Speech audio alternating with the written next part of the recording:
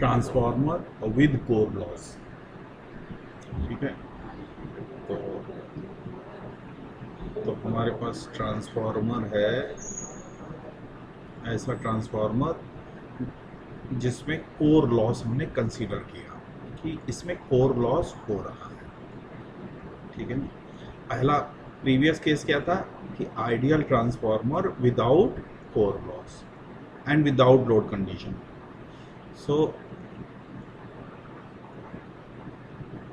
ये V1 हमने जो अप्लाई किया था तो उसमें क्या बह रहा था, IM, और ये हमने क्या बताया था, ये मैक्सिमम फ्लक्स है, दैट इज -E1, और E2, ये I2 जो है दैट इज 0, एंड ये है। ठीक है, इतनी बात हम कर चुके थे, और इसका हमने फेजर डायग्राम ड्रॉ किया था कि रेफरेंस हमारा ये φm था। ठीक है, और इसी के फेज में IM था, ये V1 था, ये IC था, और इन दोनों का जो सम था वो, अरे सॉरी, बहुत ज़्यादा हम आगे आ गए, अभी तो ये बताया ही नहीं। ठीक है ना, और ये जो था E2 था, E2 भी V2 है, और ये -E1। इतनी बात हमने लास्ट लेक्चर में डिस्कस कर ली थी। Is that clear? ठीक है, अब हम बात करते हैं कि transformer with core loss. Transformer में कोर लॉस है जो कि पहले नहीं था। सो व्हाट विल हैपन, अगर इसमें लॉस भी है तो क्या होगा, अगर कुछ लॉस हो रहा है तो वो लॉस, जो नुकसान हो रहा है वो कहाँ से आएगा, बताओ। जो नुकसान है वो कहाँ से, किस चीज़ का लॉस होगा और कहाँ से वो भरपाई होगी भाई? जो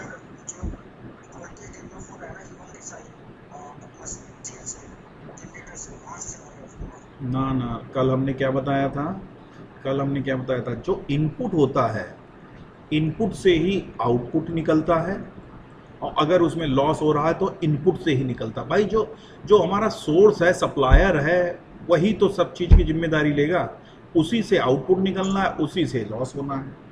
बात समझ गए? जैसे, हाँ, अच्छा, तो आप ऐसे समझ लीजिए, जैसे जैसे जैसे मान लो अंकुर है ये।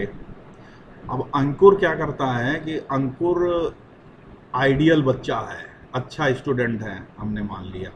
ठीक है, तो ये क्या है कि ये जैसे यहाँ मान लो ग्रेटर नोएडा में, अभी तो खैर लॉकडाउन है, ग्रेटर नोएडा जब आएगा तो अपने पिताजी से पैसे लेगा महीने में खर्च करने के लिए। तो ये कितने पैसे लेगा, ये उतने ही पैसे लेगा जितने इसको बस ज़रूरत होगी, क्यों? ठीक है ना। तो ये ये पहले क्या था, आइडियल केस क्या था, आइडियल केस में बस उतनी ही करंट निकल रही थी just to magnetize the core. ठीक है ना, तो मतलब बस अंकुर को उतने ही पैसे चाहिए just to meet daily requirement, मतलब भाई हॉस्टल का खाने वाने का खर्चा, और आप ये समझ लीजिए कि पेंसिल, स्टेशनरी, ये सब खरीदने का पैसा, बस इतना वो चाहिए उसको। अभी मान लो अंकुर क्या है, अगले सेमेस्टर में सेकेंड ईयर में जाके खूब घूमने लगा, पिक्चर देखने लगा, उसमें लॉसेस भी होने लगे, मतलब गलत एसोसिएशन में जाके उसमें क्या है, वो बुरी आदतें आ गई। ठीक है, तो ये जो है, ये लॉस जो होगा, ये लॉस कौन देगा, लेगा तो वो पैसा पापा से ही। तो अब क्या है, अब पिताजी पहले से ज़्यादा पैसा देंगे, उतना वो डेली रिक्वायरमेंट, वो IM तो रहेगा ही पैसा, लेकिन अब वो एडिशनल पैसा लेगा फादर से। ठीक है ना, तो वो एडिशनल पैसा जो है वो हमने यहाँ पे IC करंट बता दिया। ठीक है ना, तो आईसी क्या है? IC is the lossy current. बात समझ गए? लॉसी करंट मतलब वॉटफुल करंट, या कह लो वॉटफुल करंट, या फिर एक्टिव करंट। ठीक है ना? बात समझ में आई? ठीक है। अभी भी यहाँ पे आउटपुट जीरो है, जो भी आप इनपुट दे रहे हैं अब, लेकिन यहाँ पे आउट जो लॉस है वो जीरो नहीं बचा, अब लॉस भी हो रहा, तो इसका मतलब अब थोड़ा और इनपुट खर्च होगा। बात समझ में आई? इनपुट से पावर और ली जाएगी, क्योंकि इस लॉस की भरपाई कौन करेगा? इनपुट ही तो करेगा। ठीक है, तो यहां पे ये आपकी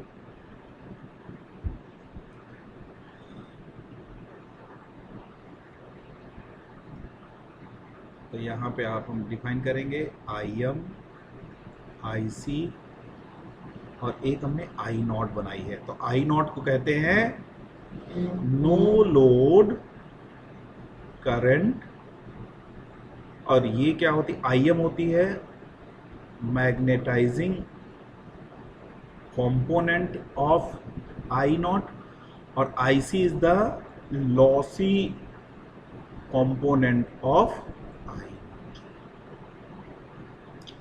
बात समझ में आई? अब हम ये जो फेजर डायग्राम में इन सारे पैरामीटर्स को क्या क्या पड़ गया समझिए जरा, क्या क्या पड़ गया। एक तो पड़ गया, इसको हम हाईलाइट कर देते, एक तो IC बढ़ गया, ठीक है ना, और एक I नॉट बढ़ गया, और एक ये पूरी की पूरी इक्वेशन बढ़ गई। ये बात समझ में आई? तो अब इसको हम एकोमोडेट करेंगे, यहां पे हम शो करेंगे फेजर डायग्राम में। Is that clear? चलो इसका भी कलर हम चेंज कर लेते हैं, इसको हम बनाते हैं रेड से। तो अब IC कहां पे होगा? IC क्या है? IC निकल कहां से रहा? V1 से निकल रहा है, और वॉटफुल कंपोनेंट है, तो ये क्या होगा? इसी के फेज में होगा। कोई शक? अब इन दोनों का सम, IC और IM का सम जो है वो क्या है? वो तुम्हारा I नॉट है। ठीक है ना? तो अब I nought is the total no load current of primary की करंट हो गई, and this angle is phi nought, angle between voltage and current. इसको बोलते हैं no load phase angle of transformer. ठीक है, इसको भी यहां पे हम मेंशन कर देते हैं, no load phase angle of transformer. अगर इतनी बात समझ में आई है तो ठीक है, अदरवाइज डिस्कस कर लीजिए आगे चलने से पहले। हाँ बोलो अंकुर। हाँ बोलो।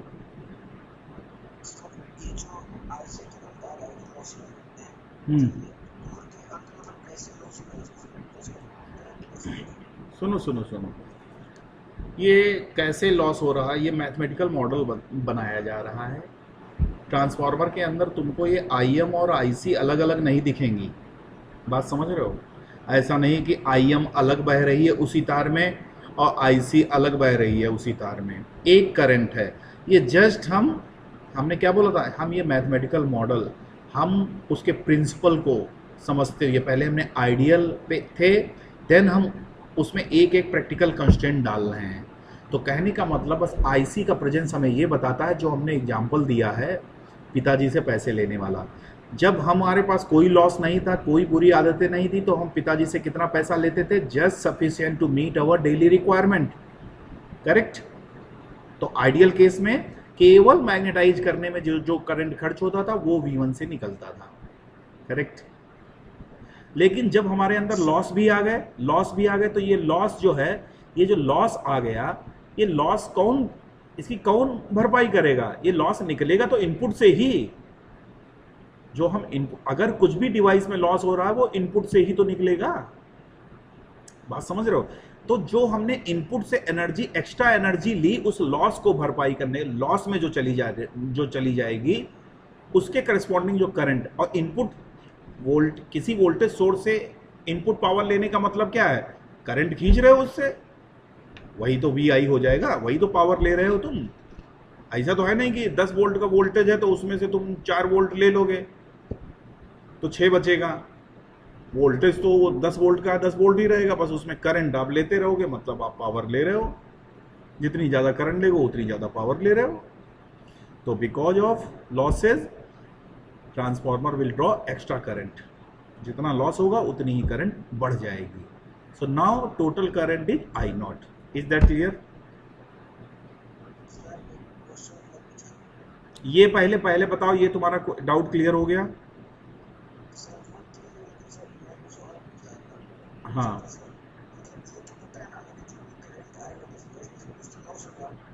हाँ, अच्छा अच्छा। तो यार तुमको बताया नहीं था, कोर में दो लॉस होते हैं कल, ये बताया नहीं था? ये देखो, कोर में बिकॉज ऑफ एडी करंट के प्रोड्यूस होने से और हिस्टेरिसिस के कारण, हिस्टेरिसिस का फिनोमेना, जब कोई भी सॉलिड कोर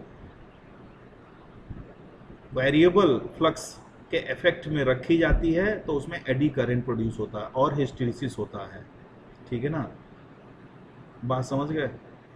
तो इसलिए, हाँ, इसलिए होगा। ठीक है, ये तो कल बात कर चुके थे।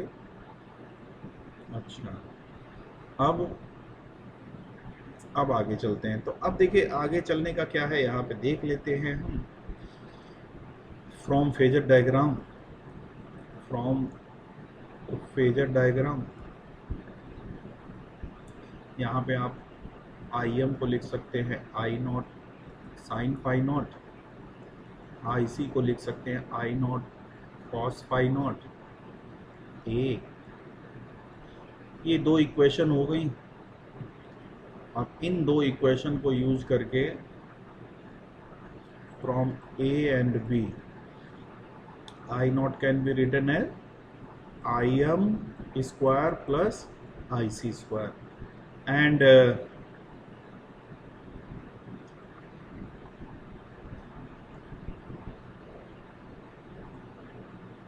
Phi naught equal to I M upon I सी।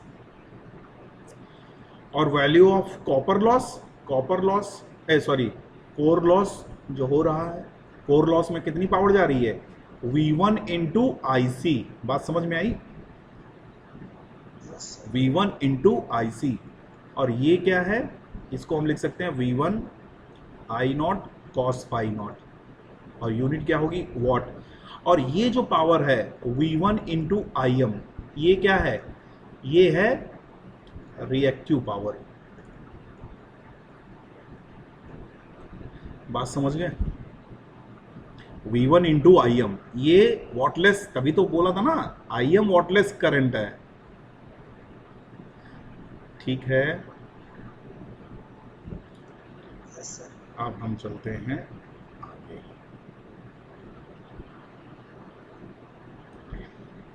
अब हम पढ़ेंगे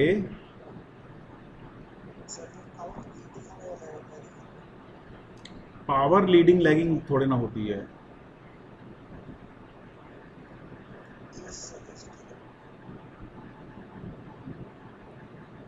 ये पावर आई स्क्वायर आर है, ये लीडिंग लैगिंग थोड़े ना। अब transformer with core loss and on load condition, on load condition, ये बात समझ में आई? Transformer with core loss and on load condition. ठीक है, मतलब अब हम ये कह रहे हैं कि ट्रांसफॉर्मर पे हमने लोड लगा दिया, तो अब देखते हैं क्या होता है, लोड लगाने का क्या इफेक्ट होता है। सो ड्रॉ करते हैं।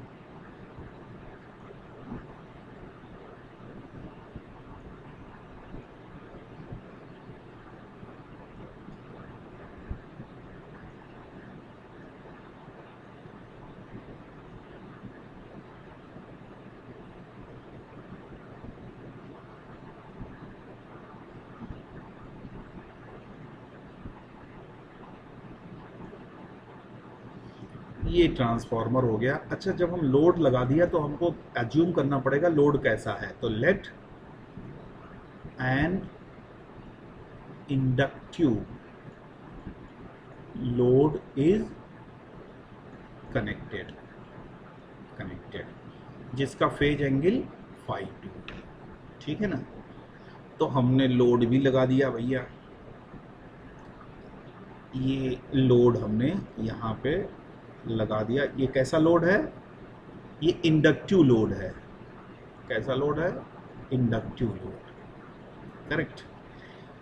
अब इंडक्टिव लोड का मतलब बस ये है कि इसमें जो करंट बहेगी I2 इसके क्रॉस के वोल्टेज को लैग करेगी, बस इतना मतलब है इंडक्टिव होने का। इसका मतलब ये हुआ कि I2 lag V2 bye phi 2, ये मतलब हुआ फाई 2 एंगल का, फेज एंगल का, ठीक है ना। अब यहाँ पे आते हैं, यहाँ पे I0 बहेगी, ठीक है ना। अच्छा, अभी हम ऐसा करते हैं, अभी हम ये नहीं लगा रहे हैं, अभी हम पहले,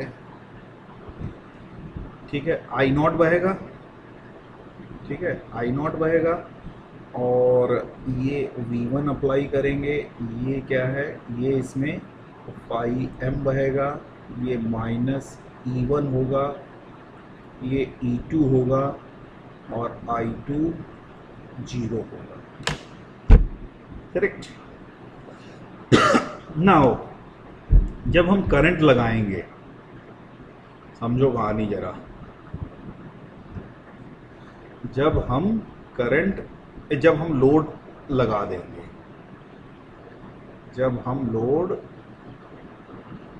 देंगे, ये हमने लोड लगा दिया, क्या होगा। सबसे पहला काम तो ये होगा कि ये जो करंट है, जो जीरो कह रहे थे, अब ये जीरो नहीं, यहाँ पे कुछ करंट बहेगी। ये बात समझ में आई, ठीक है ना। So now what will happen. अब अंकुर, तुम्हारा वो आंसर हम देने जा रहे हैं। कौन सा आंसर, तुमसे कहा था ना कि ये क्वेश्चन याद रखना, हम बाद में बताएंगे। तुमने पूछा था ना कि सर सेकेंडरी करंट बहेगी तो वो भी अपना वो करेगी, ठीक। हाँ, तो अब क्या है, राइट हैंड थंब रूल से फ्लक्स का डायरेक्शन निकाला जाता है, ठीक है ना। तो राइट हैंड थंब रूल क्या होता है,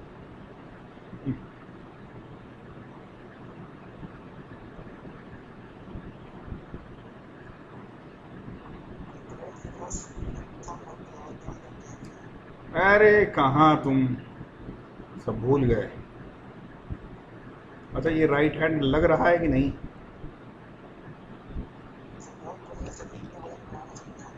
अच्छा, और अभी बढ़िया बनाते हैं, बढ़िया बना है, बढ़िया बन गया है, मजाक मजाक में मतलब सही। अंगूठा थोड़ा मोटा, अच्छा चलो चलो चलो, हाँ ठीक है। तो अब देखो, राइट हैंड थंब रूल क्या होता है। राइट हैंड थंब रूल ये कहता है कि अगर फिंगर्स को हम ओरिएंट करेंगे करंट के डायरेक्शन में, अगर हम फिंगर्स को करंट के डायरेक्शन में ओरिएंट करेंगे तो जो थंब है वो हमको फ्लक्स का डायरेक्शन बताएगा। ये राइट हैंड थंब रूल है, मैग्नेटिक फील्ड का डायरेक्शन बताएगा। बोलो भाई, ठीक है।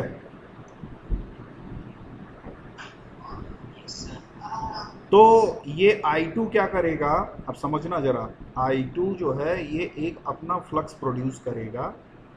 Late say this is phi 2 dash anticlockwise direction होगा, इस कोर में एंटी क्लॉकवाइज डायरेक्शन होगा, जो कि अपोज करेगा किसका, फाई एम का, मेन फ्लक्स का अपोज करेगा, ठीक है ना। तो I2 से जैसे ही लोड लगाया तो I2 बही, तो I2 से क्या हुआ, फाई एम तुम्हारा कम हो गया। ये बात समझ में आई, समझते रहना सीक्वेंस पूरी, ठीक है ना। फाई एम कम होने से क्या हुआ, फाई एम कम होने से क्या होगा, E1 कम होगा, ठीक है। E1 कम होगा, और E1 कम होने से क्या होगा, V1 माइनस E1 का जो डिफरेंस है वो बढ़ेगा। V1 माइनस E1 का डिफरेंस बढ़ेगा, और जैसे पोटेंशियल डिफरेंस बढ़ेगा तो क्या होगा, primary will draw extra current from V1। ये बताओ भाई, ये कहानी समझ में आई जो हमने कहानी बताई? अरे यार बता क्या दें, देखो बना हुआ है पूरा, बताना क्या। जैसे ही हमने लोड लगाया, ठीक है ना, देखो फिर से बता रहे, सुनो। जैसे ही हमारा लोड आया तो लोड के कारण क्या हुआ, I2 फ्लो किया, I2 फ्लो होने लगा। I2 ने राइट हैंड थंब रूल्स के अकॉर्डिंग ये फ्लक्स प्रोड्यूस किया, फ्लक्स का डायरेक्ट फ्लक्स, और फ्लक्स क्या है हमारा, एंटी क्लॉकवाइज डायरेक्शन में बहने लगा। और मेन फ्लक्स क्या था, मेन फ्लक्स जो तुम्हारा पहले से उसमें था वो किस डायरेक्शन में था, वो क्लॉकवाइज डायरेक्शन में था। तो मेन फ्लक्स के अपोज होने से क्या हुआ, मेन फ्लक्स कम हुआ। मेन फ्लक्स कम होने से E1 कम हुआ। क्यों, क्योंकि E1 तुम्ही ने तो प्रूव किया था, फाइम, यही तो था भाई, फाइम पे डिपेंड कर रहा है। तो E1 जैसे कम होगा तो ये डिफरेंस क्या होगा, ये डिफरेंस बढ़ेगा।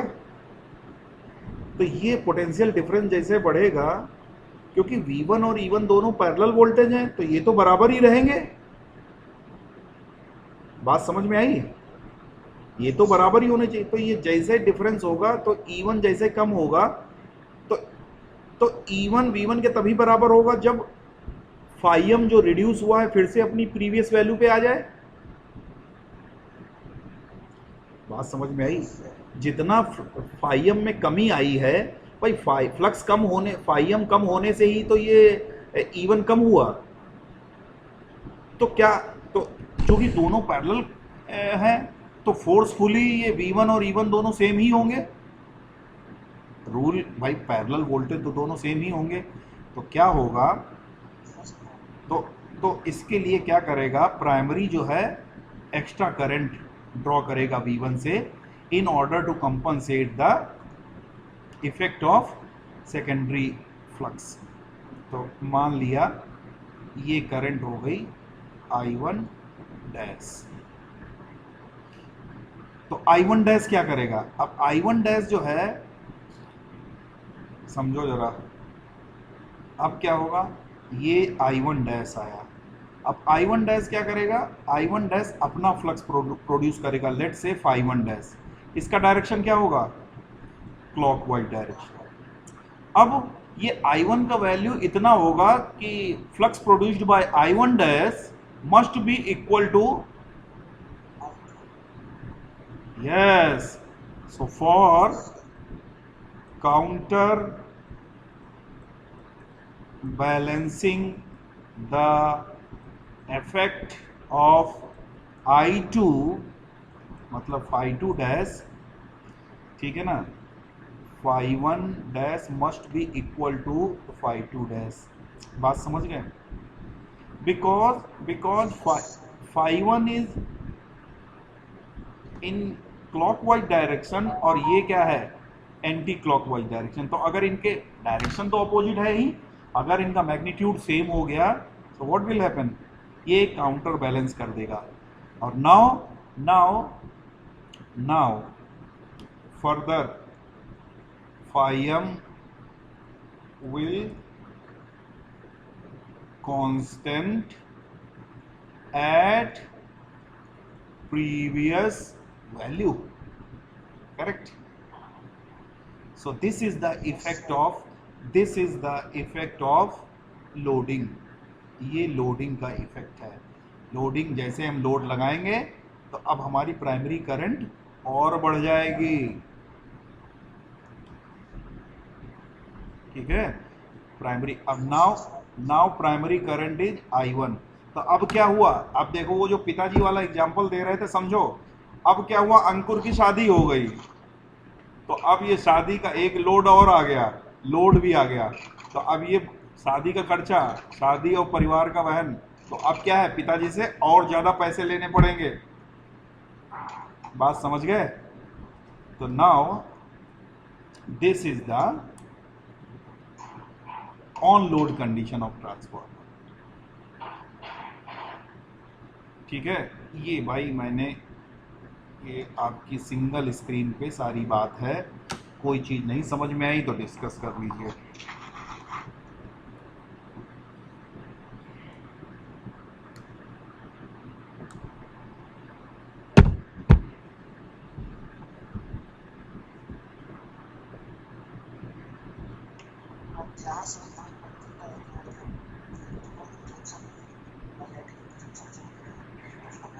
हाँ, ठीक है, समझ गए? तो अब हम फेजर डायग्राम ड्रॉ कर देते हैं। अब हम क्या करते हैं, फेजर डायग्राम, तो इसको ही कॉपी कर लेते हैं पहले, क्योंकि इतना हम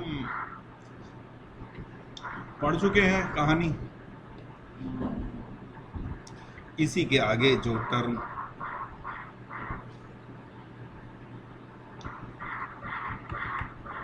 अरे म्यूट करो, ये कैसी आवाजें आ रही हैं। ठीक है भैया, ये हो गया तुम्हारा।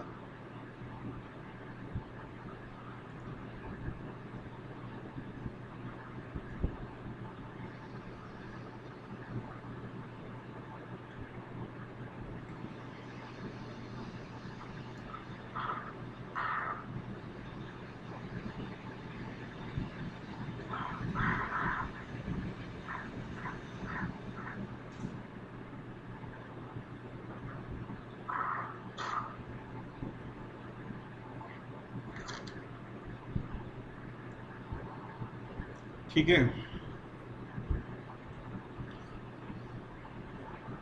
तो अब देखिए, समझिए जरा कहानी। लोड बढ़ने से क्या क्या बढ़ गया, I2 आ गई, I1 डैश आ गया और I1 आ गया, और एक इक्वेशन बढ़ गई, I1 equal to I1 dash plus I0। ठीक है ना, तो इतनी चीजों को हमें एकोमोडेट करना है इसके अंदर। बात समझ में आई? तो अब देखो, जैसे ही लोड लगाया क्या हुआ, I2 बहने लगी, क्योंकि लोड इंडक्टिव है, लोड इज इंडक्टिव, ये इंडक्टिव है लोड, तो ये φ2 एंगल से लैग करेगा I2। अब I2 का ऑपोजिट क्या होगा, I2 का ऑपोजिट होगा, sorry, yes, I1 dash, counter balancing current इसको बोलते हैं।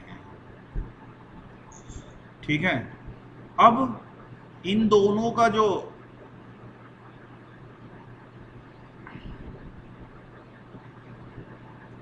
सम होगा that will be I1 primary current. So now this is the phasor diagram. तो आप इसमें समझिए जरा, जो ग्रीन से है, जो ग्रीन से फेजर डायग्राम है वो क्या है, आइडियल। बात समझ गए? और जो ग्रीन और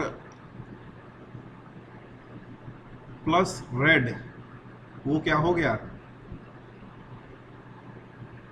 वो क्या है, विद हाँ, कोर लॉस। ठीक है ना, लेकिन ये जो है ना, ये सब क्या है, विदाउट लोड है। फिर क्या हमने बनाया था, समझिए जरा, फिर हमने ग्रीन और फिर ये ब्लू, ये क्या है, विद कोर एंड लोड। ठीक है, बताइए भाई, कोई शक, कोई डाउट? अरे और लोग भी बोलो भाई।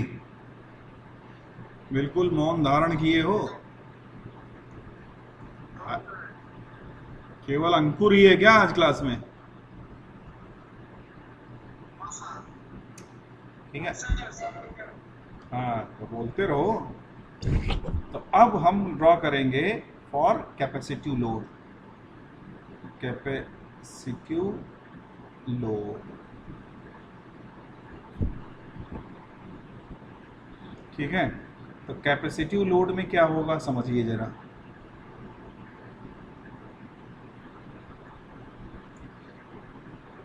कैपेसिटी बताओ, कैपेसिटिव लोड में क्या चेंज आएगा?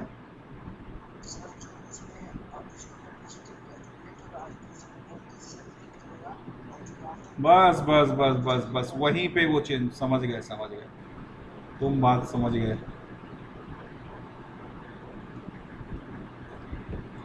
तो अब देखिए, इसमें जब कैपेसिटिव लोड है तो अब क्या करेगा, ये लीड करेगा कितने एंगल से, जितना फेज एंगल होगा, सॉरी, जितना फेज एंगल उसका होगा, ये फाई टू। अब इसका ऑपोजिट क्या होगा, इसका ऑपोजिट होगा आई वन डैश। अब देखो इन दोनों का सम, पैरेललोग्राम बना लो, सॉरी कहाँ भाग रहा है। अब इन दोनों का जो सम होगा वो क्या होगा, दैट इज आई वन, ठीक है।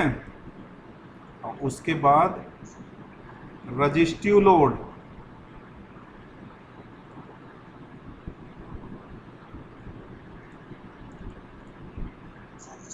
तो रजिस्टिव लोड में क्या होगा आप समझ गए हैं। रजिस्टिव लोड के केस में क्या होगा, ये जो है V2 के ऊपर ही होगा, यस, ये I2 सेम फेज में होगा, और इसके ऑपोजिट क्या होगा, सॉरी ये हो गई I1 डैश। अब इन दोनों का जो पैरेललोग्राम बनेगा दैट विल बी I1। बताइए भाई, कोई शक?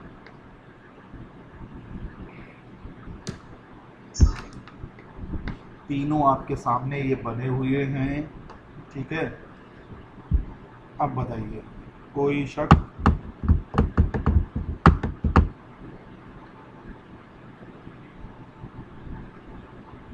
बोलो। हाँ, आगे चलें, ठीक है। और देखिए ये हमें, ये समझिएगा, ये हमको याद नहीं करना है। पहली बात तो ये हमें याद नहीं करना है कि सर ने क्या बताया था, इंडक्टिव कैपेसिटिव में क्या था, ऐसे एक लाइन थी, ऐसे थी, ऐसे थी, ऐसे ऐसे, बस तब फिर हो गया काम। मुझे, हालांकि मुझे याद भी है और सब कुछ है, लेकिन मैं ऑलवेज ऑलवेज सीक्वेंस से ही बनाता हूँ। कैसे, क्या पहले, सबसे पहले रेफरेंस, देखो हमने कैसे बनाया, हमने कहीं भी ऐसा नहीं कि कोई रैंडमली ड्रॉ कर दिया, लेकिन हमको याद भी है। हमसे तुम कह दो कि क्या पहले बनाना शुरू कर दें, कहाँ से बनाएं, तो हम बना देंगे। लेकिन हमने कभी भी ये ब्रेक नहीं किया, हमने ऑलवेज कैसे बनाया, हमने रेफरेंस की बात की कि ये रेफरेंस फाई एम है। ये फाई एम किससे आया, ये आई एम से आया, और ये आई एम वी वन से आया है। तो वी वन चूँकि वॉटलेस करंट है, केवल मैग्नेटाइज कर रही, तो 90 डिग्री पे होगी। फिर आई सी आया, आई सी, और इन दोनों का सम जो है वो आई नॉट होगा। ई वन ई टू दोनों अपोजिट होंगे, ई वन ई टू दोनों अपोजिट, और ई टू ही वी टू है, और E1 का मैग्नीट्यूड और V1 का मैग्नीट्यूड सेम होगा, तो हम इसको ऊपर भी बना सकते हैं फेजर फॉर्म में लिख के नेगेटिव साइन के साथ। हम हमेशा ऐसे बनाते हैं, ठीक है भैया।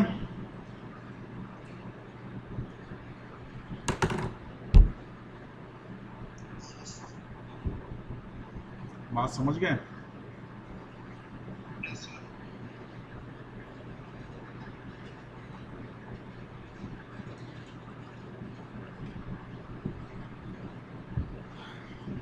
और बताओ। तो अब हम करेंगे एक क्वेश्चन, बोलो। हाँ हाँ, यस।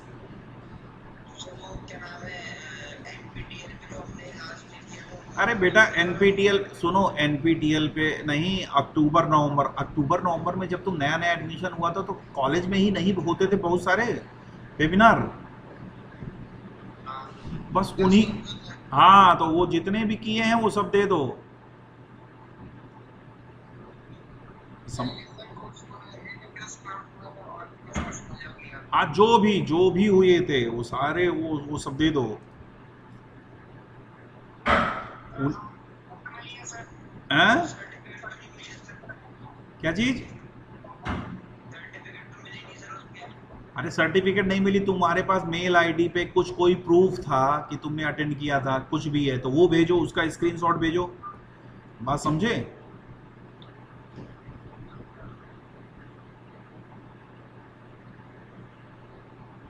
कुछ भी भेजो।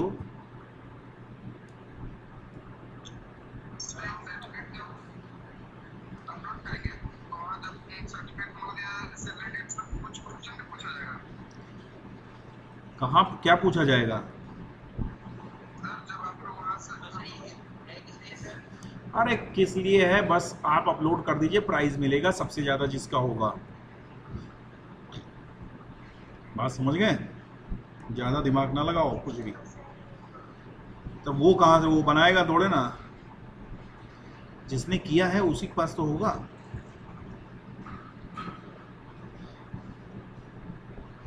ठीक। हाँ?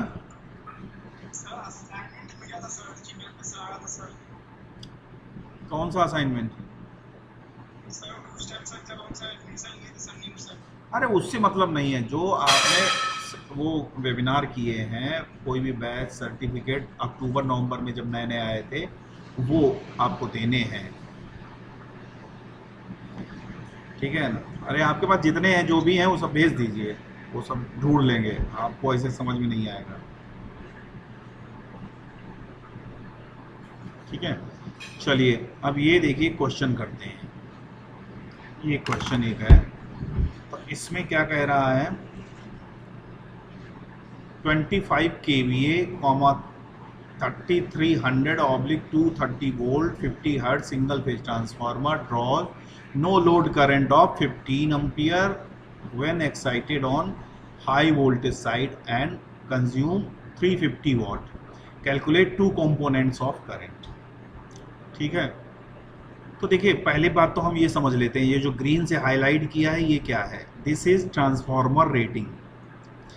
तो ट्रांसफार्मर की रेटिंग जो है 25 kVA, मतलब कि ट्रांसफार्मर का V1 I1 V2 I2 equal to 25 into 10⁻³ VA। ठीक है ना? और वोल्टेज रेटिंग, चूंकि दो उसमें वाइंडिंग होती हैं, प्राइमरी सेकेंडरी, तो दो वोल्टेज दिए जाते हैं, ऑब्लिक करके लिखा जाता है 300 वोल्ट और 230 वोल्ट। क्या ये बात समझ में आई?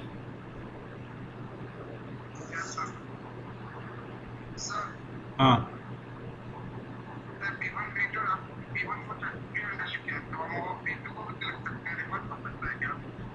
रिवर्स बेसिकली बाय डिफ़ॉल्ट जो लेफ्ट साइड में होता है उसको हम V1 बोलते हैं, प्राइमरी बोलते हैं। लेकिन सम टाइम क्वेश्चन में क्या है कि वो हिंट दे देता है कि कौन सा V1 है कौन सा V2 है। ठीक है, अगर कुछ नहीं बोला है तो हमारा लेफ्ट साइड का V1 है और हाई साइड का V2 है। ठीक है, समझ गए? सो नाउ अब ये सिंपल क्वेश्चन है, इसमें ये 15 एम्पियर क्या है, ये 15 एम्पियर क्या है, आई नॉट का वैल्यू। ठीक है ना? और कोर लॉ ये 350 क्या है, 350 क्या है, दैट इज कोर लॉस। तो आप देख लीजिए P equal to V1 IC और आई नॉट 15 और ये 350 वाट, ये दिया हुआ है, सॉल्व कर लीजिए। तो यहाँ से आप क्या है IC निकाल लेंगे, IC क्या हो जाएगा 350 अपॉन 3300, ये IC आ गया, और फिर यहाँ से आप IM निकाल लेंगे, क्या, I0 square minus IC square.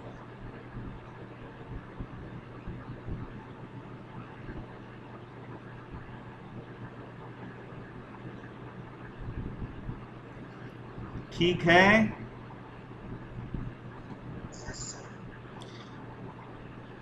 तो ये इस तरीके से सिंपल क्वेश्चंस आते हैं डायरेक्ट, अभी तक की जो थ्योरी पढ़ाई है। अब हम थोड़ा आपको बताएंगे equivalent circuit of transformer. Yes,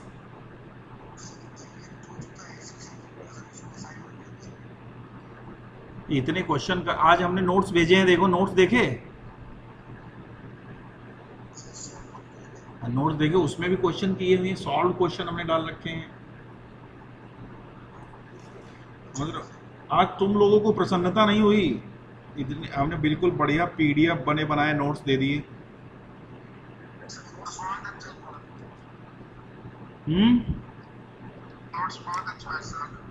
खोल के देखा था, ओपन किया था, बिल्कुल बिल्कुल, इसीलिए भेजा है। जिसने भी खोल के ओपन किया होगा उसको समझ में आ गया होगा कि बहुत बढ़िया चीज आई है आज। अच्छा, इसके बदले में एक चीज सुनो, इसके बदले में गुरु दक्षिणा देनी पड़ेगी ना। एक हमने लिंक तुम्हारे ग्रुप में भेजा था, एक सेमिनार था, वेबिनार था उसका, विवेक बिंद्रा का। तो उसको मैं, मतलब ऐसा नहीं कि उसको करना है, लेकिन मैं रिक्वेस्ट करता हूँ कि उसको करिए। ये बिंद्रा जी जो है ना, बहुत बढ़िया से बताते हैं, बहुत साइंटिफिकली चीज़ों को बताते हैं, भगवत गीता बेस्ड उसको एक्सप्लेन करेंगे, तो उसको सभी लोग ज्वाइन कर लीजिएगा, ठीक है ना। हाँ, तो अब देखिए,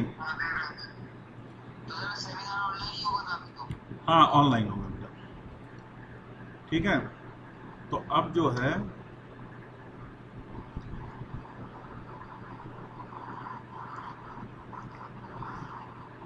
अब हम ड्रॉ करेंगे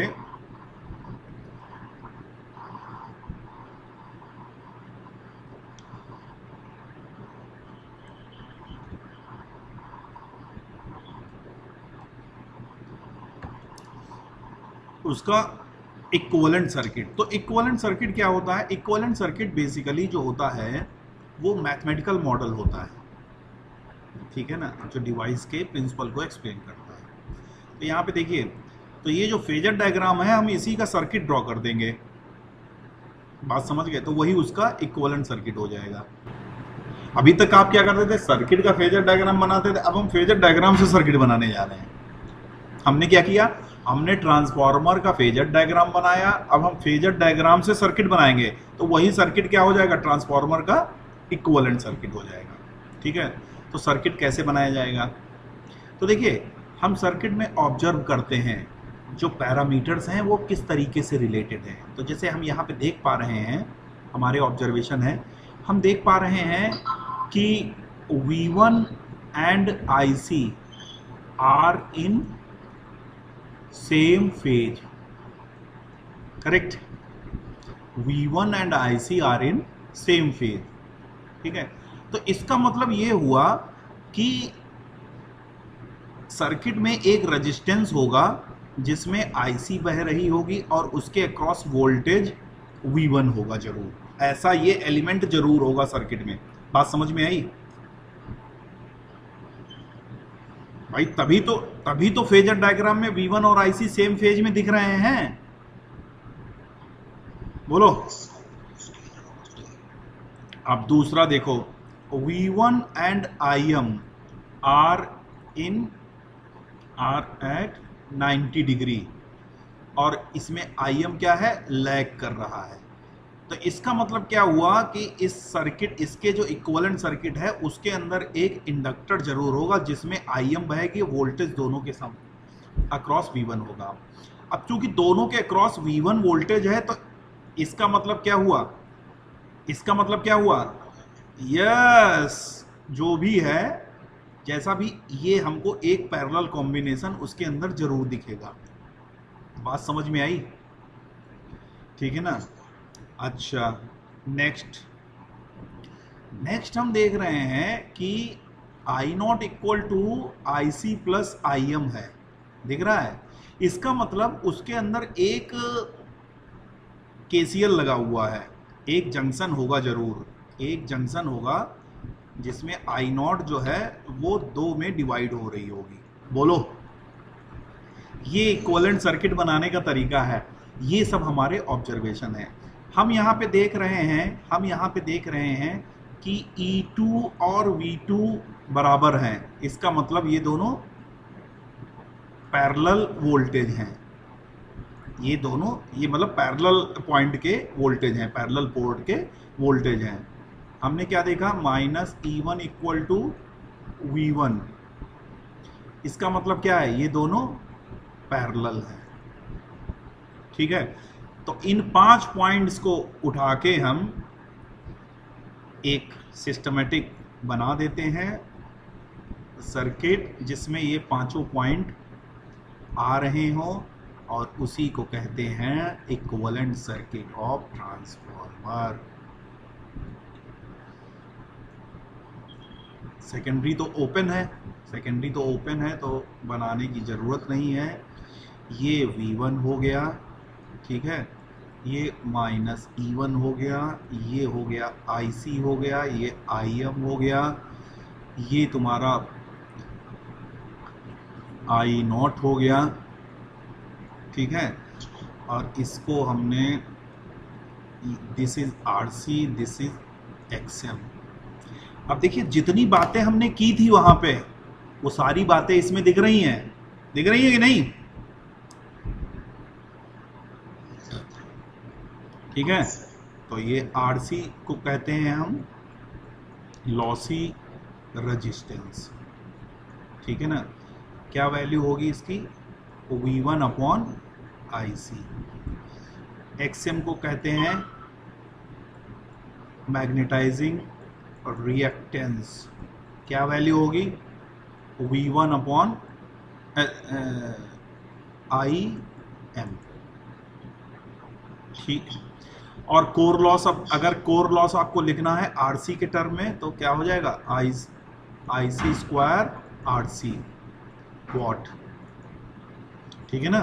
तो कोर लॉस के बहुत सारे फॉर्मूले आपने पढ़ लिए, V1 IC, V1 I0 cos phi not, और I square R, IC square into RC what.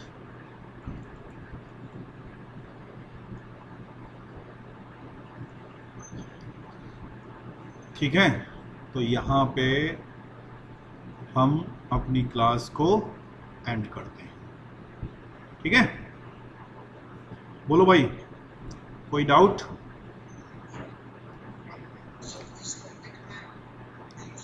Yes बोलो। नहीं, लोड वाला कंपोनेंट, लोड जब लगा ही नहीं है ना, ये वाला कौन सा हमने ड्रॉ किया है, ये नो लोड वाला है ना। लोड लगा ही नहीं। और जब बनाना चाहो तो तुम क्या है, ऐसे ऐसे बना के ये ऐसे ओपन कर देते हैं, ये E2 और V2। बात समझ गए? और बताइए।